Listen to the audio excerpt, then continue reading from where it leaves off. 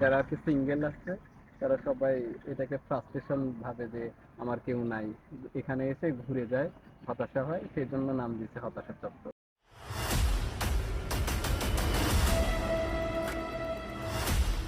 এই জায়গাটাকে, এটা তো আমরা হতাশার চত্বর বলি না? হুম, এই নামকরণটা কোন ছোট ভাইরা দিছে, কোন ব্যাচটা দিছে মূলত? আমি জানি না ঠিক। আপনি জানেন না? না, মানে হেরে আসতাম মাঝে মাঝে। আমরা যখন ঢুকছি তখন কিন্তু নাম ছিল না হতাশার চত্বর। তো পরবর্তীতে ফেসবুকে দেখি যে আহ, ওই বটের গাছটা যেখানে আছে, হুম, হুম। যে ওটা কি রাসেল চত্বর নাকি শেখ রাসেল চত্বর বলে হ্যাঁ, না? রাসেল চত্বর, জি। হ্যাঁ।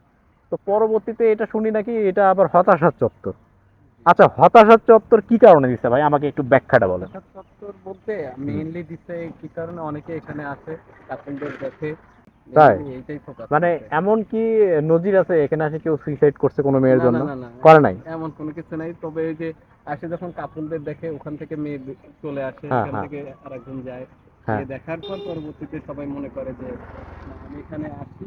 যখন সিঙ্গেল কেউ আসে, আসে দেখতেছে কাপল এখানে বসে আছে, গল্প করতেছে, আচ্ছা। ওইটা দেখে আর কি হতাশার নাম দিচ্ছে আর কি। ও, তো আপনি যে এই যে এখানে দাঁড়ায় আছেন, তাহলে আপনি কি হতাশা চত্বরে? আমি এমনিতে দাঁড়ায় আছি, খেলা দেখতেছি, এক ফ্রেন্ড আসবে, মানে ফ্রেন্ডকে হলো বই দেবো, দিয়ে চলে যাবে আর উনি কি। কে, আপনার বান্ধবী? হ্যাঁ। আচ্ছা। মনে হয় আপনিও হতাশা চত্বরের মধ্যেই আছেন, বিষয়টা এমন না? চলছে আর কি। চলছে। যাক, দয়া করি যে সাকসেস হন, এটাই বলবো। আচ্ছা, নাম কি বললেন ভাই জানেন? সাগর।